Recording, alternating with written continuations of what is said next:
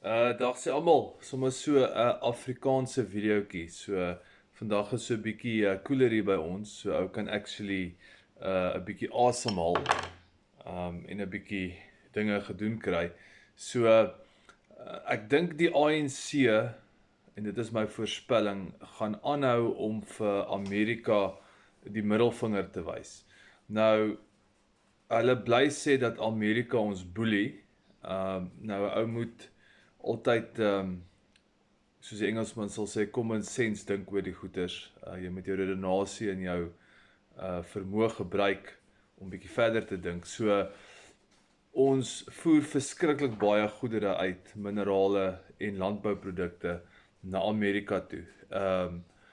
En hulle voer baie min van hulle goedere na ons toe. Terwyl die verhouding met iemand soos China, waar China meeste van hulle goeders of baie goeders hiernatoe invoer en ons voer nou weer baie min uit na China toe. So die verhoudings wat hulle kies om by te bly is nie verskriklik baie gesond nie.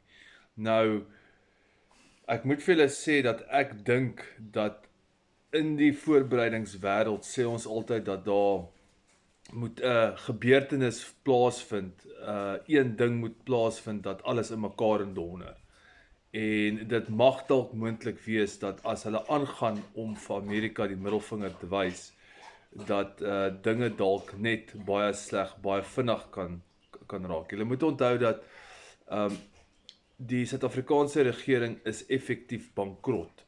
So ek dink hulle gebruik baie van die US uit geld. Obviously steel hulle 'n moerse klomp, want hulle is fucking skelms. Ek dink baie of 'n gedeelte van daai geld gebruik hulle om die gate vol te prop. Soos byvoorbeeld SASSA. Nou SASSA is 'n major groot ding. Ek lees nou die dag dat 28 miljoen mense ontvang een of ander SASSA geldjie elke maand. Nou as jy na jou lokale lokasie toe gaan en jy vat ewe skielik daai SASSA geld weg, wat gaan daai swart mense begin doen? Gaan hulle meer begin steel? Ons almal ken wat hulle gaan doen.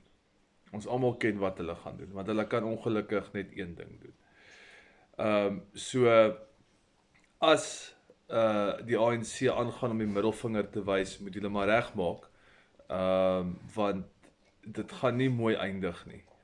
'n land wat so onderdruk is, klaar finansiëel, wat dan hulle self nog verder onder druk wil sit deur interne grondgrype toe te laat en te begin vat by mense wat vir hulle die inkomstebelastings betaal wat ek en jy is baie stupid. En dis regtig Zimbabwe 2.0 hierdie.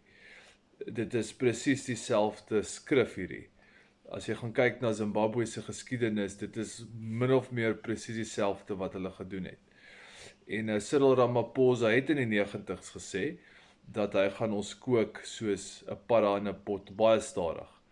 En dit is inderwaarheid wat plaasvind oor die laaste 30 jaar. So jy moet maar seker maak dat jy 'n plan het. 'n plan is beter as geen plan nie. Okay. Om iets te hê wat jy voorsiening kan maak vir jou gesin, waar ons altyd praat op die kanaal, jou voorbereiding. Dis beter om iets te hê en dit nie nodig te hê nie, maar iets te hê en dit dan nodig te hê. So maak seker dat jy voorbereid is en dan moet jy emosioneel jou familie voorberei, want dit gaan nie mooi wees nie. Okay, dit gaan verskriklik moeilik wees. Dit gaan verskriklik hard wees. Dit gaan most possibly verskriklik brutaal wees. So jy het nodig om jou familie in hulle harte en in hulle geeste voor te berei vir wat kom as hierdie ANC aangaan soos wat hulle aangaan. Kyk, hulle doelwit is om die land tot op die grond te brand. Vir een of ander rede dink hulle kan uit die asse uit iets begin bou. Ekskuus maar, ons is net nie dieselfde soos hulle nie. Ons kan dit dalk doen en ons het die vermoë om dit te doen.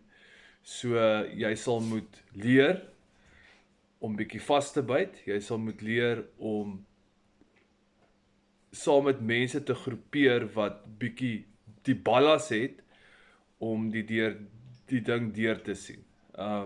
Hierdie is letterlik, het laat my dink aan die Tweede Boereoorlog, die bittereinders, die ouens wat net besluit het, hulle gaan not te donder opgee nie. So, en dis nie iets wat gaan gebeur uit die bloute uit nie, dit is 'n besluit wat jy moet maak. En dan so laaste stukkie advies is dat jy het nodig, wel dis jou keuse, maar jy het nodig om jou saak met God reg te maak, want kom ek vertel jou, as jou saak reg is met God, nê, is jy bang vir fokol. En as ons mense begin bang raak vir fokol, nê, dan gaan fokol ons stop nie. Want as jy sou doodgaan in wat ook al gaan gebeur, dan weet jy at least gaan jy op 'n plek opeindig saam met God wat beter is as hierdie wêreld. Dan maak dit nie saak of jy doodgaan nie, dan vrees jy fokol. Ons moet ophou bang wees en ons moet ophou alles in wattytjies omdraai en ons moet begin praat oor kak.